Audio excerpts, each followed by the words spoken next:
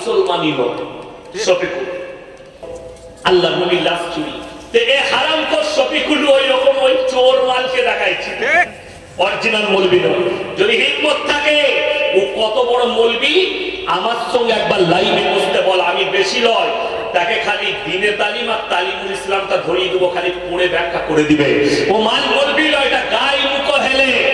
কিছুদিন আগে দেখছিলাম একটা গুটকা খোরকে নিয়ে এলো আমাদের দেশে, দিয়ে প্রমাণ করতে চাইছে যে আমি মৌলবিদিকে ভালোবাসি।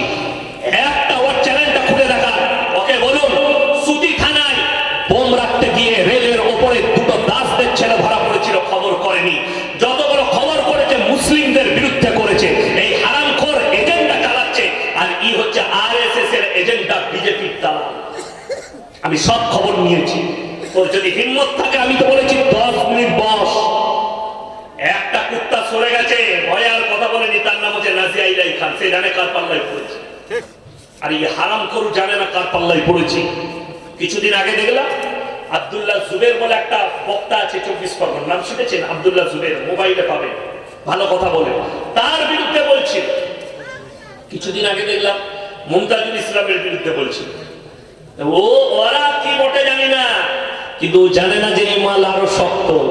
আমার পাল্লায় পড়েছে। তোমার যদি বাপের হিম্মত থাকে, একবার খালি আমার সঙ্গে লাইভে বসো, আমি পশ্চিম বাংলার মুসলমান দিকে প্রমাণ দিতে যাই যে এই মালটা মুসলমানই নয়। শফিকুল 2025-এ শেষ হতে পারে বাংলাদেশে নির্বাচন। আজকে দেখলাম উনি নির্বাচন ঘোষণা করবেন 2-1 দিনের ভেতরে। মহাকুম্ভ মেলায় হিন্দুদেরকে স্থান দিয়েছে মুসলিমরা, এ নিয়ে কিছু বলুন। আরে ভাই, মহাকুম্ভ মেলায় বাগেশ্বর ধাম বাবা, যার নাম হচ্ছে ধীরেন্দ্র শাস্ত্রী, সে বলেছিল হামারা আংনা মে তোমারা ক্যা কাম। আমাদের যোগীজি বলেছিল মুসলমান না দোকান লাগা सकता है না মুসলমান का एंट्री है। ये तो अल्लाह का कृपा हुआ। এটা আল্লাহর দয়া হয়েছে মুসলিমদের উপরে উত্তর প্রদেশে, যে তারা দোকান লাগায়নি, তারা এন্ট্রি নেয়নি। এতগুলো মানুষ পদপিষ্ট হয়ে মারা গেছে। যদি ওখানে মুসলিমরা থাকতো, এই হারামের আওলাদ মিডিয়ারা সব মুসলিম দিকে জুড়ে দিত। ঠিক। উপরন্ত ধীরেন্দ্র শাস্ত্রী বাবা वो नीचे इंटरव्यू করেছে, मेरे बहन के शादी में मेरा एक दोस्त मुसलमान ने पैसा दिया। তুমি নিজের বোনের বিয়ে দিয়েছো মুসলিমের টাকায়, আর লোককে বলছে हमारा अंगने में तुम्हारा क्या काम है मुसलमाনের জন্য। देख लो, हमारा तुम्हारा अंगना में हमारा काम नहीं, बल्कि अल्लाह के कृपा से हमारे अंगने में तुमको भेजा और हमने स्वागत किया। जरूर बोलूं ना सुभान अल्लाह। কেন এত ভিড় হয়েছে আমরা বলিনি, তারাই বলছে মিডিয়ার সামনে। তারা অমুসলিম ভাইরা ভদ্ররা, তারা কি বলছে, भाई मुसलमान ने हमको पनाह दिया, अपना बाथरूम खोल के दिया, अपना घर खोल दिया, अपना मदरसा खोल दिया, अपने मस्जिद को खोल दिया कि यहीं पे ठहरो, गुस्ल करो और खाने पीने का भी इंतजाम किया। तो बाबा सुनो, तुम्हारे मुंह में ये तमाचा है कि देश के लोगों ने तुम्हारे मुंह में तमाचा मारा, क्योंकि हम हिंदुस्तान में रहते हैं। हिंदुस्तान का जो तहजीब है वो गंगा जमुना का तहजीब है, और वो तहजीब मुसलमान ने नहीं तोड़ा, इसी पाखंडी बाबा लोगों ने तोड़ रहा है। আমাদের মতো মৌলবীরা ভাঙেনি। আমরা চাই আমাদের ছোট গায়ে ছোট ছোট ভাব থাকি, সেটা সবে মিলে নাহি কেউ পর, পাড়ার সকল ছেলে মোরা ভাই ভাই একসাথে খেলি আর পাঠশালায় যাই। জোরে বলুন সুবহানাল্লাহ। অবাক হবেন, ভারতবর্ষে কয়েক হাজার মব লিঞ্চিং হয়েছে জয় শ্রীরামের নারা দিয়ে। গত 3 দিন আগে আমাদের পশ্চিম বাংলায় মব লিঞ্চিং এর ঘটনা ঘটেছে। ট্রেনে রানাঘাটের কাছে, শিয়ালদা রানাঘাট লোকালে একজন মুসলিম স্টুডেন্ট, সে মাদ্রাসার তালিব ইলম নয়, সে একটা কলেজের স্টুডেন্ট, মুখে দাড়ি আছে, মাথায় টুপি, গায়ে রুমাল আর পাঞ্জাবি থাকার কারণে মুসলমান থেকে গালি, ঘুষপেটিয়া, বাংলাদেশি, পাকিস্তানি এই ধরনের কমেন্ট করেছে। আমি রাজ্য সরকারকে বলবো, কড়া হাতে দমন করেন। যারা আগুন নিয়ে খেলতে যাচ্ছে জানবে, যারা আগুন নিয়ে খেলতে চাইছে, তুমি নিজের আগুনে নিজেও জ্বলবে, আমরা একা জ্বলবো না। যারা এই রাজ্যকে জ্বালাতে চাইছে, আমি সরকারকে অনুরোধ করব, কঠিন হাতে দমন করুন। রেল পুলিশের উচিত তাদের হাত পাগুলো লকআপে নিয়ে গিয়ে বেরিয়ে ভেঙে দেওয়া। আমার ভাই আরামবাগ শফিকুলকে জিজ্ঞেস করো তো কি খবর করতে পেরেছিস? খবর করতে পারেনি। কেন? এ হচ্ছে দালাল, পালা কুত্তা। এরকম হাজারো ঘটনা ঘটছে।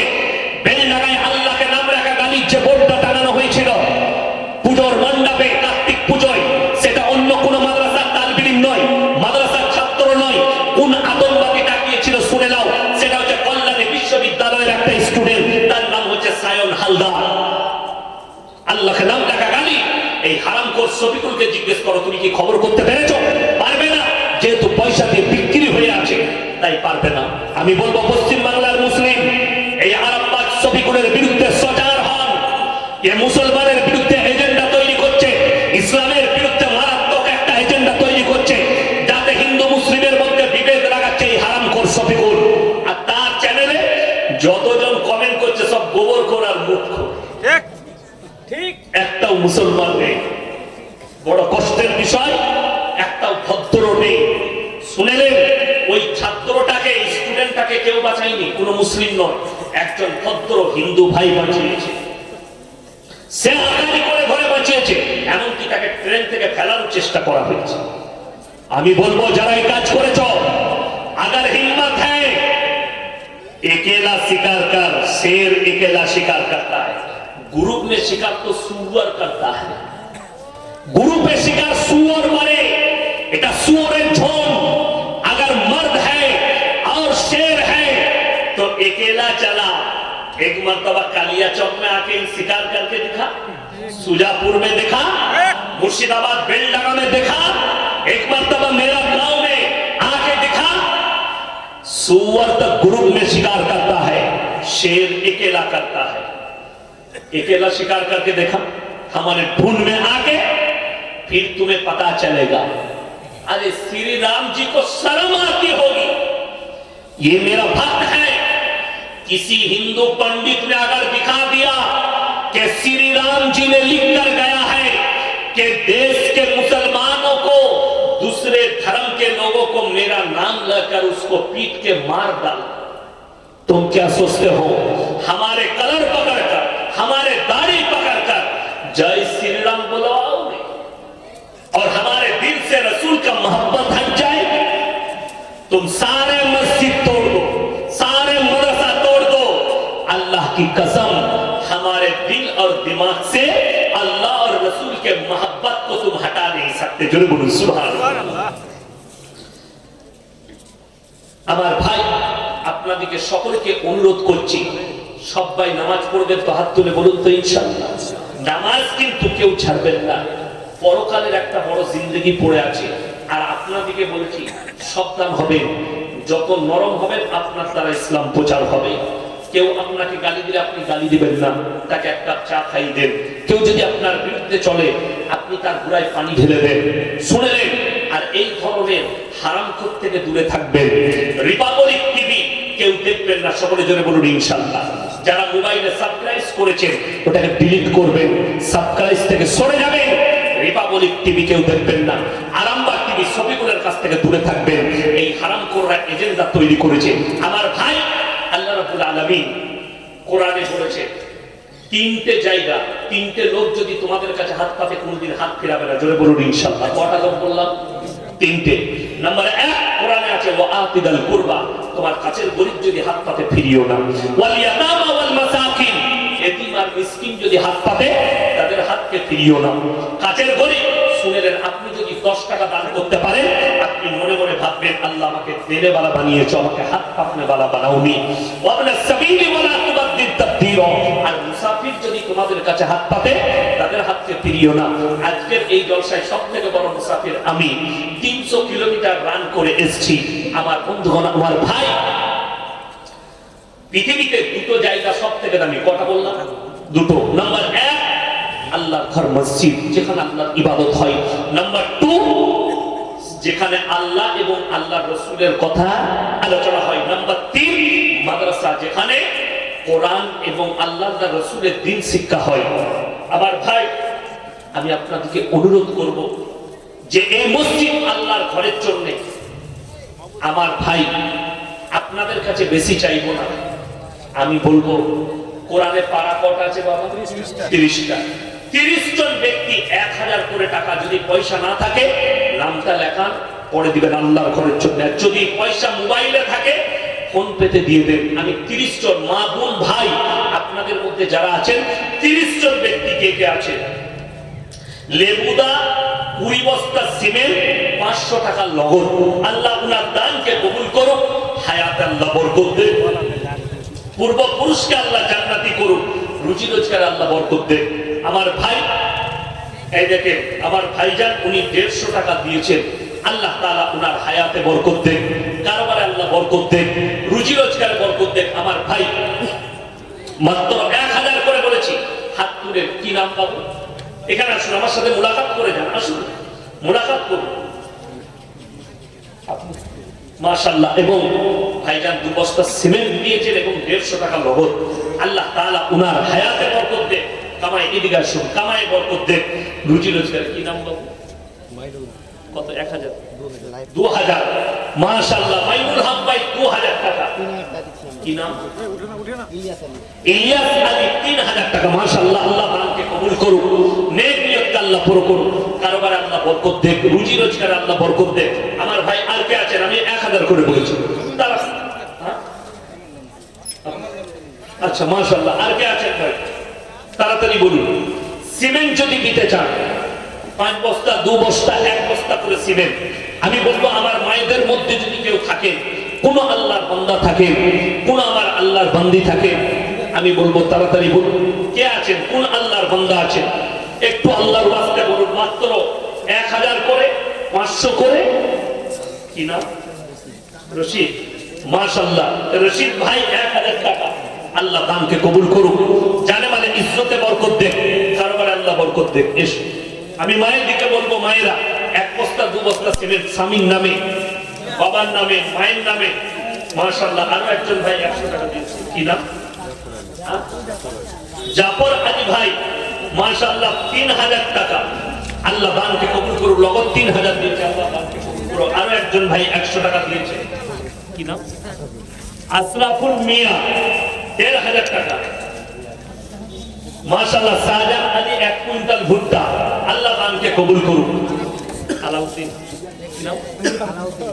আলাউদ্দিন মিয়া 500 টাকা আর 3 বস্তা সিমেন্ট, লগত 500 টাকা 3 বস্তা সিমেন্ট মাশাআল্লাহ। আল্লাহ দানকে কবুল করুক, নেক নিয়তকে আল্লাহ পুরো করুক, কারবারে আল্লাহ বরকত দেন, রুজি রোজগারে আল্লাহ বরকত দেন। আমার ভাই আর কে আছে, কোন আল্লাহর বান্দা আছেন? একটু তাড়াতাড়ি আসি ইনশাআল্লাহ। ভাই কে আছে? এসো মাশাআল্লাহ। আর কে আছেন ভাই? সিমেন্ট বলেছে 1 বড়া 2 বড়া করে সিমেন্ট, 3 বড়া সিমেন্ট। এটা মসজিদ কোরআন থেকে সরে যাবে। আমি ত্রিপুরা থেকে প্লেনটা 8 ঘন্টা থেকে 40 মিনিট আসমানে ছিল, আমি কলকাতায় এলাম, ওর ভেতরেই আমি প্রায় 4 পাড়ার মতো পড়ে নিলাম। 4 পাড়া যাবার সময় পড়েছি 4 পাড়া। আমি এখন গাড়িতে যাব, সারা রাতটা হয় কোরআন শুনবো, না হলে কোরআন পড়বো। সারা রাত কোরআন শুনলেও নেকি, পড়লেও নেকি। জোরে বলুন সুবহানাল্লাহ। আমার মায়েরা সারা বছর কোরআন পড়ে না, খালি রোজার মাসে কোরআন খুলবে দিয়ে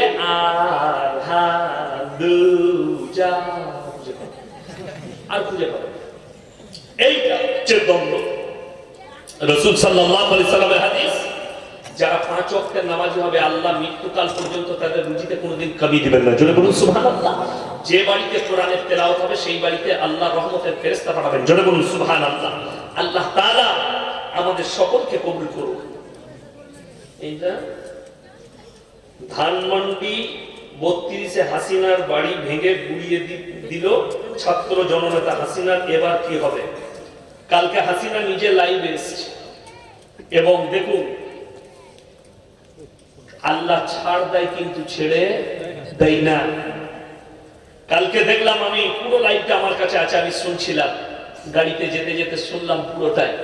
তিনি দুঃখ পালন করে বলেছে, আজকে আমি কি একা অপরাধী? সত্যিকারী তাই। তিনি প্রধানমন্ত্রী বলে তিনি একা অপরাধী নয়, তিনার চেলা চম্পট যারা আছে তারা অপরাধী।